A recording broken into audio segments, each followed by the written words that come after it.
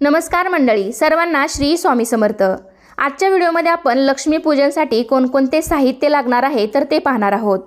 कारण दिवाळीतील सर्वात महत्त्वाचा दिवस असतो तो म्हणजेच लक्ष्मी पूजन आणि लक्ष्मी पूजनासाठी बऱ्याच साहित्यांची जुळवाजुळव करावी लागते।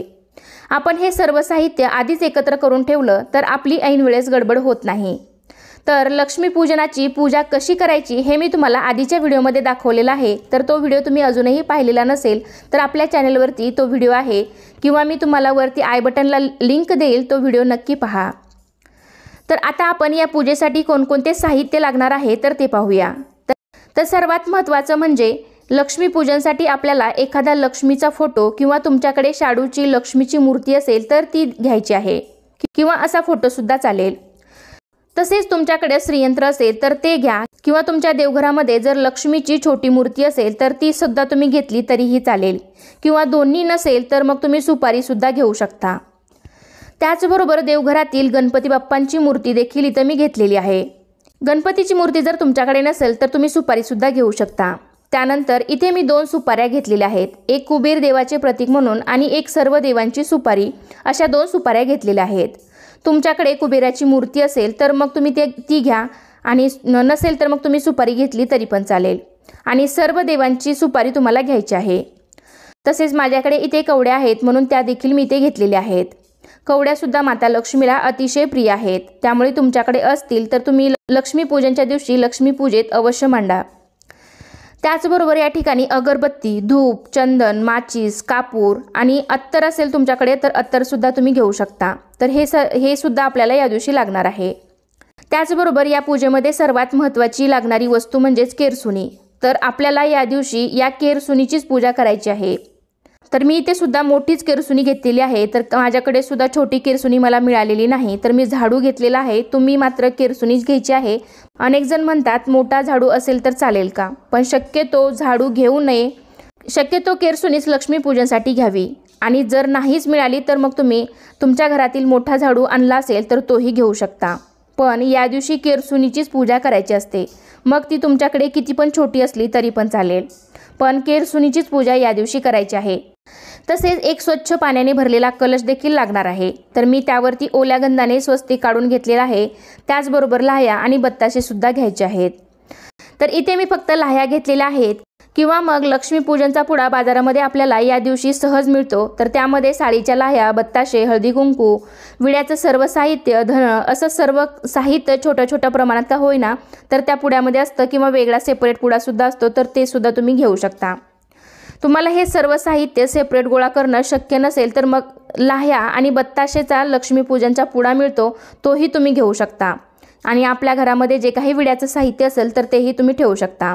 तर मला जे इथे मिळालेलं आहे तर ते मी इथे घेतलेलं आहे। त्यामध्ये सुपारी, खोबरं, खारीक, बदाम हे तुम्ही सर्व विड्याचं साहित्य ठेवू शकता। त्यानंतर कलशावरती ठेवण्यासाठी आपल्याला एक श्रीफळ लागणार आहे। जर तुम्ही धनत्रयोदशीची पूजा केली असेल तर त्या कलशावरील नारळ इथे वापरला तरी पण चालेल।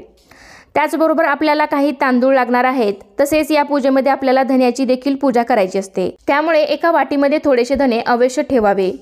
वस्त्रमाळा तसेच कलशामध्ये टाकण्यासाठी एक सुपारी, एक नाणं सुद्धा घ्यायचं आहे। हळदी कुंकू लागणार आहे। तसेच या ठिकाणी मी 5 वाट्या घेतलेल्या आहेत, तुम्ही सुगडही घेऊ शकता। एकामध्ये नाणी, लाह्या, बत्ताशे आणि बाकीच्या सुगडांमध्ये किंवा वाट्यांमध्ये तुम्ही धान्य भरून घेऊ शकता। तरी इथे मी वाट्या घेतलेल्या आहेत। सजवलेले सुगड तुम्हाला दिवाळीच्या दिवसांमध्ये बाजारामध्ये सहज मिळतील, तर कोणी 5 घेतं, कोणी 7 घेतं, तर तुम्ही तुमच्या पद्धतीनुसार घेऊ शकता। तसेच या ठिकाणी मी स्वच्छ पाणी आणि पंचामृत घेतलेलं आहे अभिषेक घालण्यासाठी। त्याचबरोबर आपल्याला या पूजेमध्ये काही सजावटीसाठी दिवे ठेवायचे असतील तर ते देखील तेलवाती घालून तयार करून घ्यायचे आहेत। तसेच 2 समई सुद्धा तुम्ही घेऊ शकता। लक्ष्मी पूजनामध्ये समईचा देखील मान असतो, त्यामुळे आपल्याला या दिवशी समई सुद्धा प्रज्वलित करण्यासाठी घ्यायचे आहेत। रांगोळी घेतलेली आहे। तसेच आपण या दिवशी धनाची देखील पूजा करतो, तर या ठिकाणी मी काही पैसे घेतलेले आहेत। त्याचबरोबर बरेच जण पासबुक, ATM कार्ड, हिशोबाची डायरी याची देखील पूजा करतात। तुमच्याकडे ज्यांची पूजा केली जाते तर त्या वस्तू तुम्ही नक्कीच घ्याव्या। त्याचबरोबर या दिवशी सोन्याची देखील पूजा केली जाते, त्यामुळे तुमच्याकडे जेवढे काही सोनं आहे तर त्याची सुद्धा या दिवशी पूजा अवश्य करावी। नैवेद्यासाठी मी ते लाडू घेतलेले आहेत, पण दिवाळीच्या फराळामध्ये लक्ष्मीपूजनपर्यंत आपल्या घरामध्ये जो कोणताही फराळ बनलेला असेल तर त्या फराळांचा नैवेद्य आपण लक्ष्मीपूजनामध्ये दाखवायचा आहे। तर जेवढे बनवले असतील तेवढे फराळाचे पदार्थ आणि मिठाईचा नैवेद्य तुम्ही या दिवशी दाखवू शकता। तसेच कोणत्याही प्रकारची 5 फळं तुम्हाला या दिवशी नैवेद्यासाठी सुद्धा घ्यायची आहेत। त्याचबरोबर या ठिकाणी आपल्याला काही विड्याची पानं, आंब्याचा डहाळा किंवा नसेल तर मग तुम्ही सगळी विड्याची पाने सुद्धा घेऊ शकता। लक्ष्मी मातेसाठी फुलांचा हार, काही फुलं लागणार आहेत। तर जवळपास एवढं साहित्य मी लक्ष्मीपूजन करण्यासाठी घेतलेलं आहे। तर या दिवशी सर्वजण आपापल्या इच्छेने लक्ष्मीपूजन करत असतात।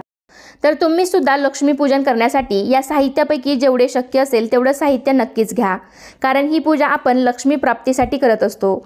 लक्ष्मी म्हणजे केवळ पैसा अडका नसून सोने, नाणे, संतती, संपत्ती, धनधान्य, गुरे, वासरे या सर्वांना लक्ष्मी समजलं जातं।